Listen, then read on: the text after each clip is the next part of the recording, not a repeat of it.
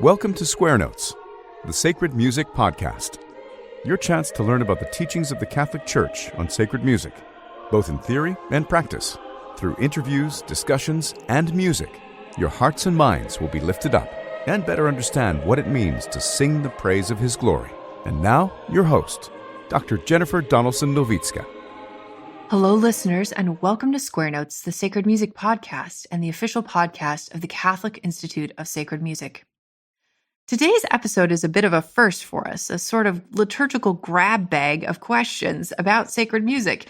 And so I'm especially happy to be joined by someone who's spent a lot of time in this Q&A environment, Chris Carstens, editor of the Adoremus Bulletin, director of the Office of Worship in La Crosse, Wisconsin, and a visiting faculty member at the Liturgical Institute at the University of St. Mary on the Lake in Mundelein, Illinois. Before we get to the episode, I'm excited to announce our summer 2024 term at the Catholic Institute of Sacred Music. We're offering 9 courses taught by 6 excellent faculty members, again this summer with free tuition. If you're interested in the episode topic today, especially studying the Church's documents on sacred liturgy, I'd particularly recommend to you the course History and Principles of Sacred Music, which is an online class starting May 27th for 9 weeks at your own pace, followed by 2 days with live online instruction. More information about the course is available at our website, catholicinstituteofsacredmusic.org. Click on Summer Courses. Courses will fill up fast, so don't wait to apply. And now, on to the interview. Well, Chris, it's a pleasure to have you on the show today, and I'm glad you are here with me to tackle some Q&A. This is something in which you, kind of an environment in which you swim, and I'm happy to have you here. Jenny, thanks for having me. I'm glad to be here. I should say at the outset, though, part of being a smart liturgy director is not necessarily having the answers, but knowing who to contact. So we'll do our best here, but... Indeed. So I've asked you in preparing this episode for your perspective as editor of the Adoremus Bulletin for a long time and a liturgy director and working at the Liturgical Institute and having your own podcast. And, that you get a ton of questions thrown at you. And to get into some nitty gritty answers, I asked you actually to generate the list of questions for this episode. It's kind of like a little bit of role reversal here. And so you've come up with a list of questions. We'll see how many we get through in a reasonable amount of time, and we'll hash them out. So I'm going to go through your list here, which is a great list. And I'm sure one shared by a lot of music directors, or they are hearing these questions or have themselves have these questions. So, first question, can we use the organ or other instruments during Lent or during Advent? Yes. I mean, no. Yeah. Good, common question. This, you can find now, the thing about church documents, right? They're constantly citing each other. So this may exist in a lot of places. But yeah, you can find this answer in the general instruction of the Roman Missal at number 313. And there's a difference between what it directs for Advent and what it directs for Lent versus what it directs for ordinary time. So what it says is during Advent, the use of the organ and other musical instruments should be marked by a moderation suited to the character of this time of year, without expressing the anticipation, the full joy of the Nativity. But in Lent, on the other hand, the playing of the organ and musical instruments is allowed only to support the singing. Okay, so again, in Advent, yes, but in moderation and in such a way that it doesn't express the full joy of the season. In Lent, only to support the singing. So, I don't know. Truth in advertising here. I went back to just check that this was the right. I thought that was the answer. But I went back and checked. I don't know how many organists and musicians know this, but anyway, there it is. Right. And so the questions become a little thornier when you talk about preludes and postludes. Are preludes and postludes technically part of Mass? So, are you able to play a prelude or a postlude? There's so much great Lenten Bach organ music that one brings into this? It becomes a little bit hairier here. Wow, that is a great question. What's actually kind of what I was thinking when you asked that is, when does Mass actually begin? Does it begin with the word in, as in the name of the Father and of the Son and of the Holy? Does it begin once the ministers reach the sanctuary? Does it begin with the introit or the entrance song? And so I don't know, that can be a little tricky one too. I think it begins when the when the procession starts. That's the beginning of Mass. But anyway, that's a different question. But yeah, what would you do before and after? I don't know. Let me ask you that question. So to get your when Mass begins, one of the great insights that Dr. Mart's writings have really elucidated for people singing chant is that there's an integral connection between the music and the rite. And, of course, the general instruction of the Roman Missal and other documents have long made this sort of distinction between music which accompanies an action and music which is rite in and of itself. And, but I think sometimes this is perhaps a little bit of a hot take. We can get in the weeds with sacramental theology distinctions that are really helpful in terms of sacramental theology, but that are a little bit reductionist when it comes to applying them to liturgy, like accidents and essence. So can you have Mass without a procession at the beginning? Clearly you can, but does that mean that a Mass which has a procession and that procession is actually accidental to the liturgy? And I don't think that's it doesn't seem to me like an adequate way of approaching the question. And, that's why Dr. Mart's writings on this, the integrality of music in the liturgical rite are a really helpful sort of way of reframing that outside of principles which tend to reduce. But then there is the question of, if Mass begins with the procession, then technically a prelude and a postlude would be before and after the liturgy. So are you able to have a prelude and it's still keeping in the spirit of Lent? I tend to think no. I think you could, be technical about the case and say, well, it's not technically part of Mass, so technically I'm allowed to do it. But then the spirit of the thing is, is there, and to me, the spirit rests on, why is the music only to support singing during Lent? That's the more essential question, right? And so if the music is if the instruments are only to support the singing, it lends itself towards a stark distinction in the psychology and experience of Lent that is somehow subverted by having a prelude, though even technically it could be allowed. Yeah. Well, I think, in the end, we should say, at least as far as I'm concerned, it doesn't say anywhere whether you can or cannot do this. But I think, we're thinking about this the right way. What are the principles?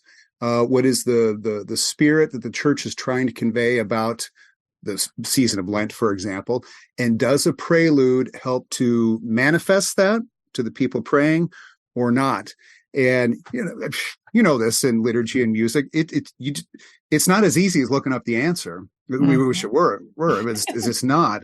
So you have to think in this way. I think I agree with you that the easier argument to make is that, no, it wouldn't exactly be in the mind of the church that there would be such a prelude or postlude. So here's the other end of it, right? You can also have people kind of go to another extreme and say, for example, that something like an introduction on the organ is then therefore not allowed during Lent. You just have to start singing. I've actually heard that argument. But of course, any organist worth their salt will know that the whole point of playing a good introduction is that you support robust singing through a great introduction, and that bad introductions decrease the ability to sing well with the organ. Oh, that's wonderful. Yeah, I'm not an organist. I played timpani in college, but I don't play in Mass anymore. Now I play the banjo, and not in Mass at home. Benedict XIV would have something to say about the timpani at Mass. Yeah. But your insights here are great. It's one thing to sit at my desk and open the book and say, well, the germ says that, but then to come at it from the music, from an actually musician's perspective too, that really helps to fill out the answer picture. Well, and I mean, too, if I can kind of follow that rabbit trail, there is the description or the discussion that I've seen in recent times of like, okay, so what does that introduction during Lent look like versus at another time? Is there a different way of playing it? And, some people have implemented schemas like, during Lent, any playing of the organ only uses foundational stops and doesn't use the mixtures or the mutations or the reeds or something, and that there's a sort of sobriety in the registration itself. And I think to me, that is clearly within the bounds of trying to think with the mind of the church about this question, enter into the spirit of why that tradition is there and why it continues through legislative regulations. Yeah. No, well said. I mean, if our thinking stays within the bounds, I think it admits of a lot of variations, and at least you're searching for a solution in the right arena, because there are many potential solutions and opinions that are just, they don't take into account, say the reality of the legislation or of the celebration at all. So. Right. And to put a button on this particular question, okay. Of course, during Advent and Lent, there are exceptions to this rule that the church foresees. And that is Laetare Sunday, the fourth Sunday during Lent, Gaudete Sunday during Advent, and then, of course, first class feasts, according to the old ranking, or solemnities. Yeah. For example, St. Joseph almost always falls during Lent. Same thing with Annunciation, often falling during Lent. In many dioceses, St. Patrick is a solemnity.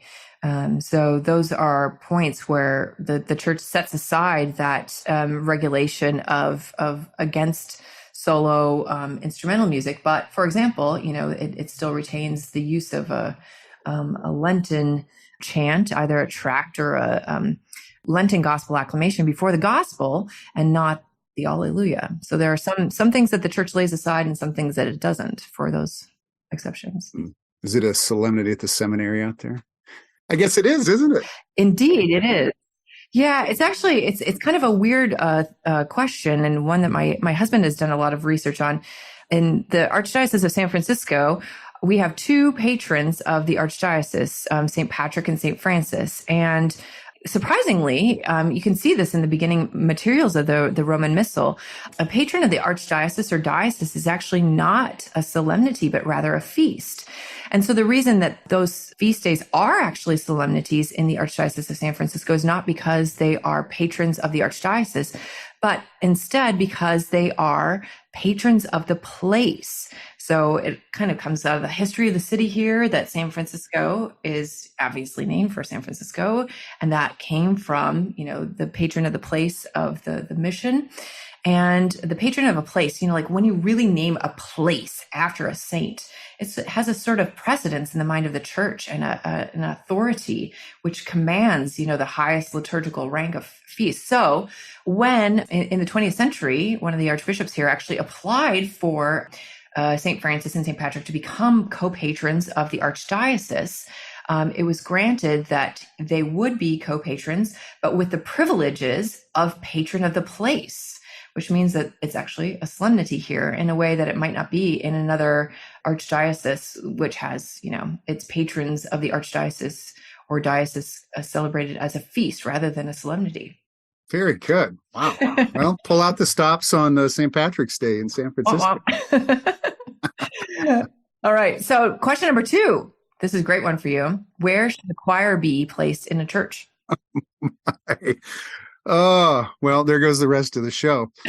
Okay. Let's at least start with what the germ says. And this, too, you can find other places. Like Sing to the Lord, which is the USCCB's norms or guidelines on liturgical music, speaks about this, too. But this, at least, is what the general instruction says, that the choir should be so positioned with respect to the arrangement of each church that its nature may be clearly evident.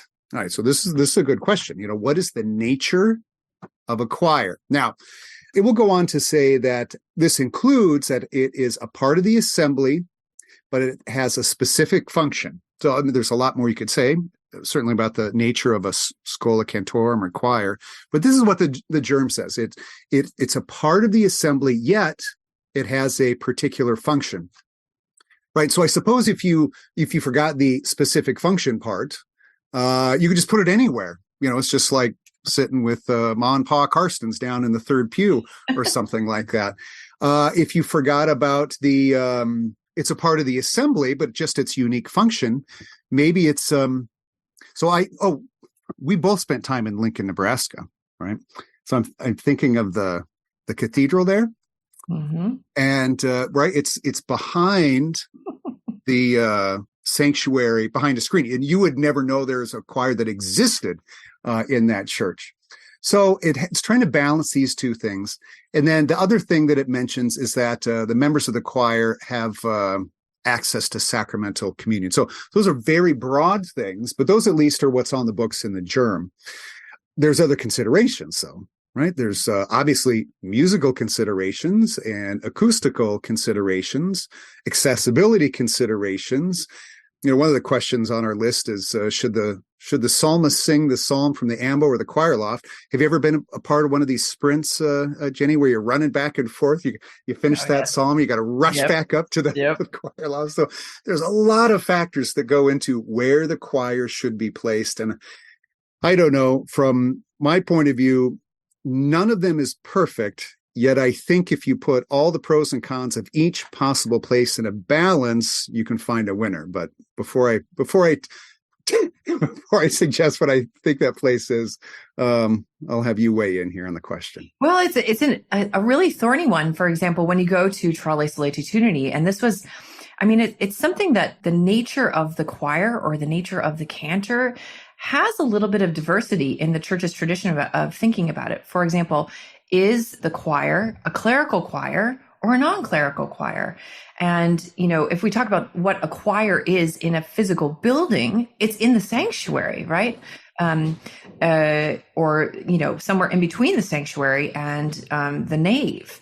Okay, so this is the clerical choir that you're describing? Yeah, could you make a distinction on those two things? Yeah, and the church has had some ambiguity. For example, I think that it stems to the fact that, while the other minor orders, now considered ministries of the church, have always had official installation ceremonies, there's never been one for the cantor. And but there is the choir, that part of the building that's, between the sanctuary and the nave, and seems to imply that the people that are there are clerics and they are singing. And the whole reason that choir lofts exist is because then you started having people sing in the choir that were not clerics or maybe even female.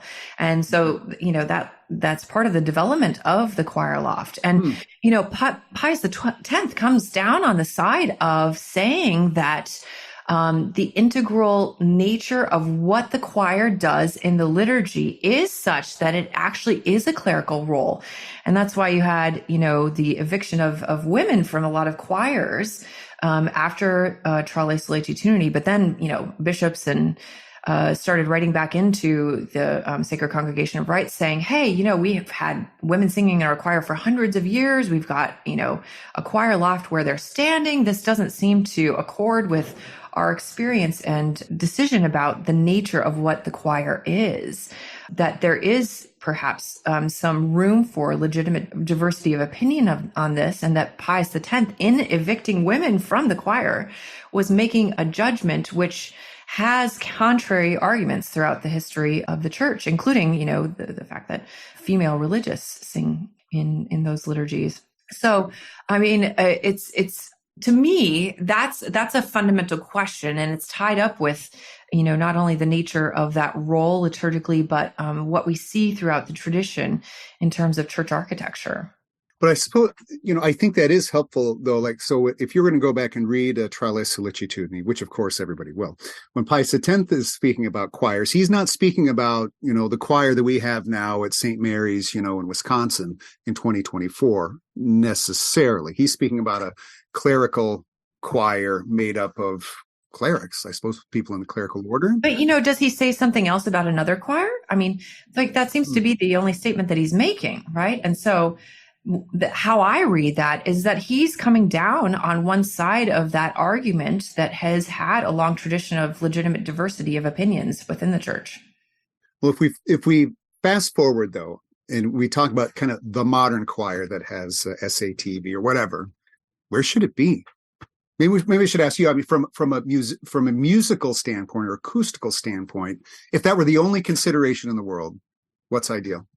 Well, acoustically, and a related issue to acoustically is, making music at Mass is sometimes a hard and slightly messy business. You have to, hand someone a score or, tell them to do something in the middle of Mass that you forgot during rehearsal. And there's movement that can be really distracting if the choir is visible, that I think detracts from the whole role of the choir. Acoustically, having the sound float down from heaven onto the congregation is, I think, an ideal acoustical place, especially if you've got a tall ceiling where it can bounce up and then come back down, gather that reverberation before it meets the ear.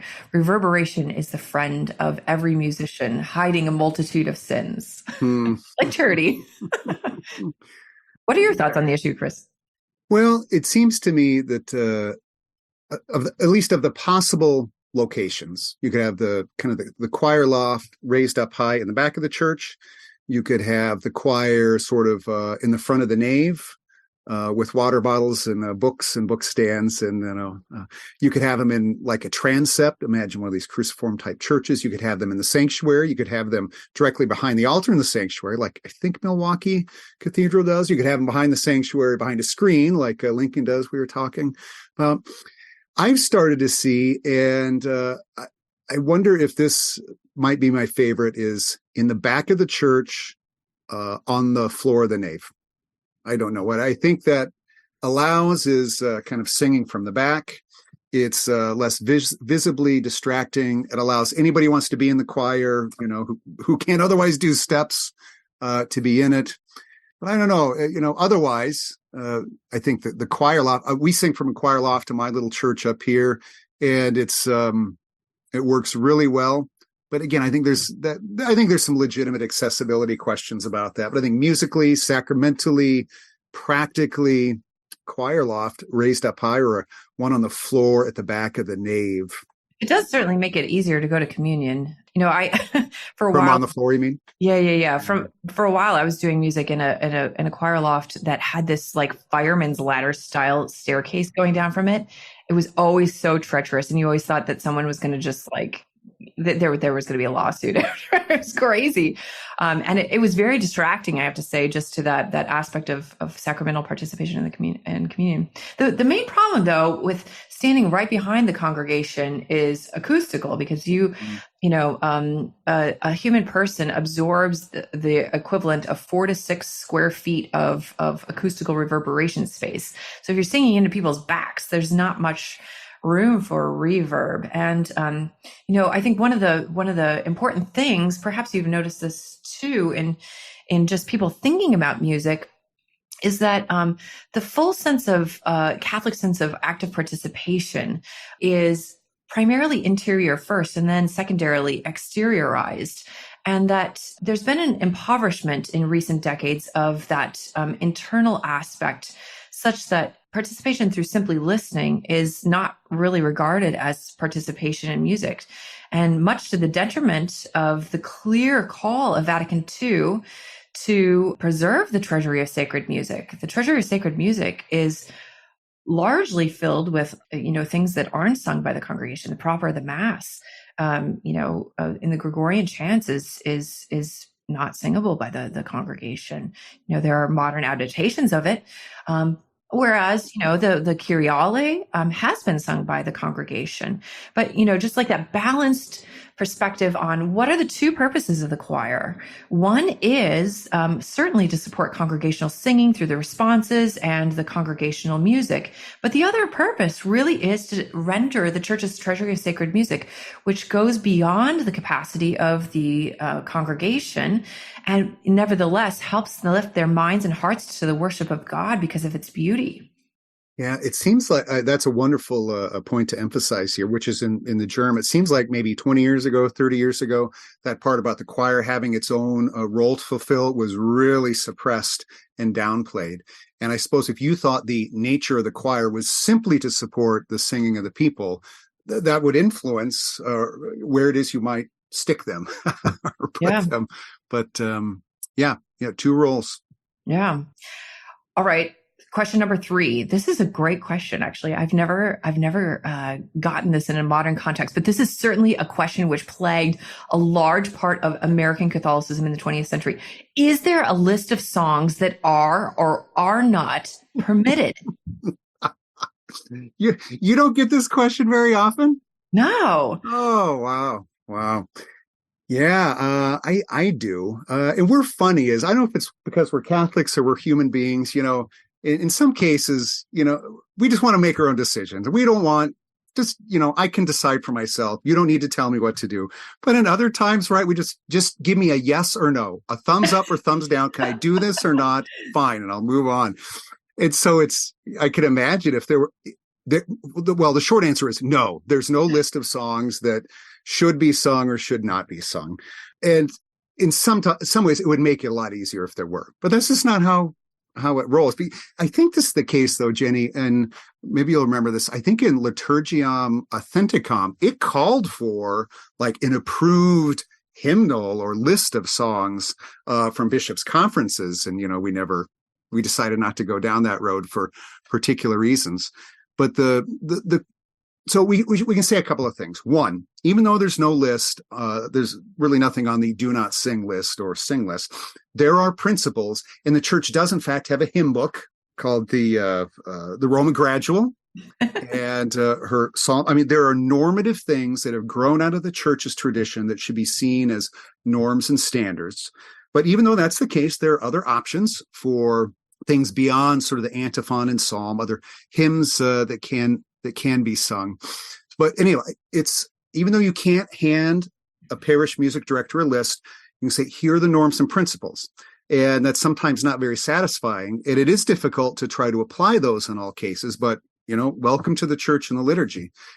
About as close as we've gotten, I think, in recent times is this USCCB document from the late fall into winter of 2020. What is it called? Catholic Hymnody at the Service of the Church. And, a pretty remarkable document that I think was released in December 2020 and very quickly was overtaken by other news items at the beginning of, or maybe that year. Was that, when was COVID? That was 2020.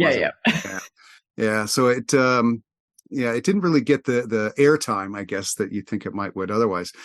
But that's a good document that, again, not only supplies principles, but it starts naming names, maybe to the chagrin of some people. But, I think I find it helpful that, okay, I think I know what you're saying here, but can you give me an example? And they say, yeah, here's an example. And so this document, Church Hymnody at the Service of the Church, I think is what it's called, is about the closest thing I've ever seen to examples of, you might think twice about singing, let us break bread together on our knees or something like that. Yeah. Well, certainly there are historical precedents for this. For example, the white list and the black list of music in the early part of the 20th century. And those are published online. People can look them up. I've heard of the White Album. Really? Oh yeah, I think it was the St. Gregory Society or Cecilia or something that published those. And but it's really funny to actually look back at those and look at the white list, and it's full of music that was just kind of like functional and subpar by a ton of composers that you've never heard of, and no one has ever sung them since they stopped publishing the white list. And so, and then on the blacklist, you have things like the Schubert Ave Maria or, the Wagner March for the Wedding and, that sort of stuff that arose and kind of colored the early to mid 20th century conception of what is allowed and what is not. But those arose from, sorts of lay associations and not from official ecclesiastical organs in a sense. But of course, there's in every church there is the pastor's choice of things, And I worked for example, one time for a priest who hated the hymn "Now Thank We All Our God," and so I just like I never did it. But that was like the only request he ever made to me. So I thought, okay, totally fine. I can totally roll with those punches, But it does seem, to be within the pastor's prerogative to say, like, look, I see within my people that we need to focus on Eucharistic revival, that we need to focus on a really strong understanding of what the Eucharist is. And therefore, we shouldn't be using hymns which refer to bread and wine after the consecration, or things that can be interpreted in an Orthodox way, but are perhaps a little bit misleading for someone who's not approaching it with that desire to interpret it in an Orthodox way. Yeah. That's what's interesting, I think, about this Catholic hymnody at the service of the church. It's not a Bishop's Committee on Divine Worship document. It's a committee on, is it doctrine? I don't know what they call themselves. So it's a doctrinal document, and the evaluations they're making is principally based on doctrinal things. But yeah, I mean, it would be, this is so difficult. I mean, if you wanted to go the Pius X route and you had to apply, I mean, just kind of an in-class exercise. Okay, so apply the judgments of holiness, goodness of form, and universality to this hymn, and make an evaluation of, that's really difficult. Or what are Sing to the Lord's criteria? It's the musical, the liturgical, and the pastoral. And sometimes these are the only principles or tools or insights that a musician has, and that's just give me the list. I'd rather you just give me the list. Now we have to do this, but sorry. And I think that leads to an important question about formation of liturgical musicians in general, right? That the church does hold out as her native musical language Gregorian chant.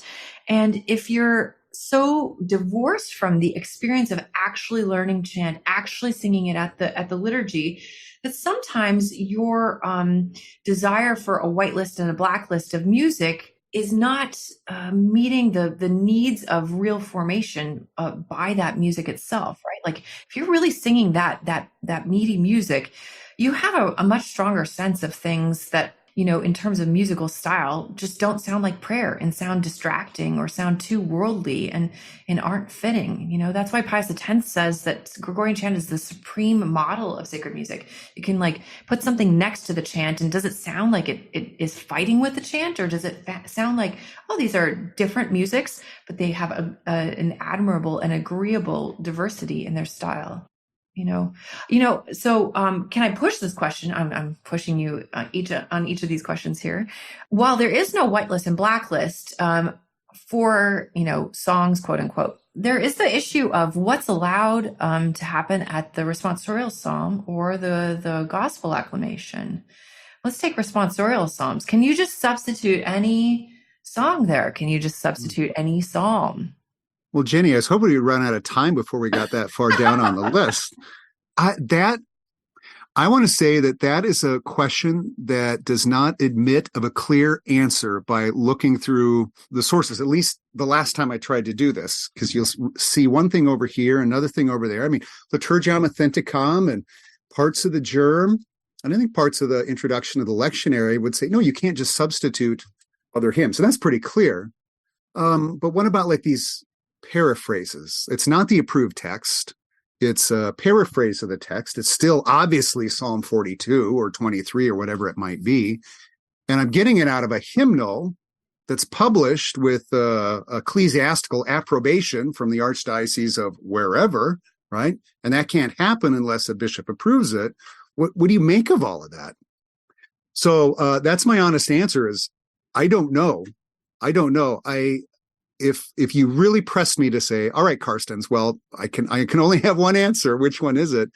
I think it's the easier answer in light of all the documents is you have to use the text.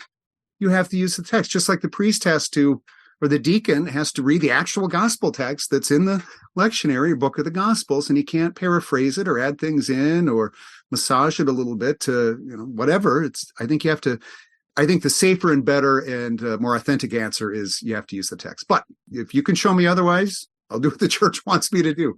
But anyway, what do you think? It doesn't seem to me that the church foresees any way in which the non-lectionary text or the non-gradual text is used at that point. I mean, it doesn't seem to be foreseen at all. And the question is, what would be the reason that you would want that? It doesn't seem to me to arise from a sense of fidelity to the church's tradition, fidelity to legitimate liturgical obedience. So why would you want to paraphrase? And to me, it doesn't seem to be a sufficient criterion to say for artistic reasons. I just don't see that as a legitimate sort of thing. And you're the artist in the room here, not me. So if you're saying that, then because that's the reason I hear most. I mean, obviously texts were changed for ideological reasons. I think more in the past than now, but I think the stronger argument that I hear is that, the musicianship requires that, we need a word with this many syllables or whatever it might be. But you're not buying that, huh? No, I don't buy it. It just probably means that you need to expand your repertoire as a composer. But there is a legitimate diversity that the church does foresee in terms of like these responsorial psalms from a sort of a group of responsorial psalms which could be used at any time. Or, for example, on the question out of a weekday mass, are you going to use the readings of the day or the readings of the proper or readings of a votive mass? And so there's some legitimate diversity there. But even though paraphrasing is not expressly spelled out in the germ, there is a little bit of ambiguity, as you very rightly point out, in the text of the germ itself. And then the issue of paraphrasing is explicitly brought up in Sing to the Lord. So maybe it's helpful to concretize everything we're saying and that you've pointed out by reading from the general instruction of the Roman Missal and Sing to the Lord as the USUCB's guidance on the germ. So the last part of paragraph 61 of the germ says, in the dioceses of the United States of America, instead of the psalm assigned in the lectionary, there may be sung either the responsorial gradual from the Graduale Romanum or the responsorial psalm or the Alleluia psalm from the Graduale Simplex, as described in these books, or an antiphon and psalm from another collection of psalms and antiphons, including psalms arranged in metrical form, providing that they have been approved by the Conference of Bishops or the diocesan bishop. Songs or hymns may not be used in place of the responsorial psalm. And then we see that paraphrasing is specifically inserted into that discussion in paragraphs 158 and 159 of Sing to the Lord. Quote, because the psalm is properly a form of sung prayer, every means available in each individual culture is to be employed in fostering the singing of the psalm at Mass, including the extraordinary options provided by the lectionary for Mass. In addition to the proper seasonal psalm in the lectionary, the responsorial psalm may also be taken from the Graduale Romanum or the Graduale Simplex, or maybe an antiphon and psalm from another collection of the psalms and antiphons, including psalms arranged in paraphrase or in metrical form, providing that they have been approved by the United States Conference of Catholic Bishops or the diocesan bishop. And then 159 says, songs or hymns that do not at least paraphrase a psalm may never be used in place of the responsorial psalm. So that seems to be fleshing out what is meant in the germ by songs or hymns may not be used in place of the responsorial psalms. So they do seem to be characterizing something that's paraphrased as allowable within the scope of what's allowed in the United States, and bracketing that off from the wholesale adoption of just a song or hymn that you would choose to put in that spot. But it's emblematic. Just what you're saying here is right. Is sometimes we hear, the current books have so many options, right? And but yet we want more. We don't want those options. We want even more options. Well, balancing this unity and diversity is, I think, always the challenge. But you can't go wrong if you don't go off script. Yeah. Well, it seems to me that there's a healthfulness in the cure to optionitis. Optionitis. I like that. Can we finish with one more question? Yes. Just in terms of cantors, vesting of cantors. Ah, yeah. It's an interesting question. And this is one that I actually argue frequently about with Dr. Mart. So I'm happy to. Well, I'm not going to get in the middle of that then. What's your opinion about the vesting of cantors? Yeah, I am of the opinion that they should be. Well, let me say this. that there's benefit to that, because now the germ says they exercise a ministerial function. Okay, does that make them a minister? I don't know. I think you could make that case. I think that it expresses sort of integrity and unity of the choir. It can cover a multiple of sartorial shortcomings. Is that the right word, sartorial? Emphasis on the short. Yeah. So I guess I see some. I see quite a number of pros to this. It seems to be suggested. Certainly, it's allowed. Seems to be suggested by the norms. I think there's some practical and sacramental reasons for this as well. Our little choir doesn't vest, at my own little church. Maybe we could. I don't know. What kind of vesture are you thinking of? I mean, is it like a choir robe or something like that? And, I think if every baptized person puts on an alb after you come out of the water, and the alb is the garment common to all of the baptized. But I don't know if everybody knows that, and if my daughter were walking around in an alb, if that would be more disturbing and confusing to the people in my parish or not. So what kind of vesture are you thinking of? So anyway, I can see it both ways, but I think there's some benefit in it. Yeah. Did I answer rightly? Well, you're on the side of Dr. Mart. So that lends very much credibility to that. But I think, it goes back to the question of the integrality of music in the rite, and being vested is an expression of that, of the integrality of music, that it's not just simply an accidental thing, which can be totally discarded or disregarded, and have a really healthful perspective on the liturgy.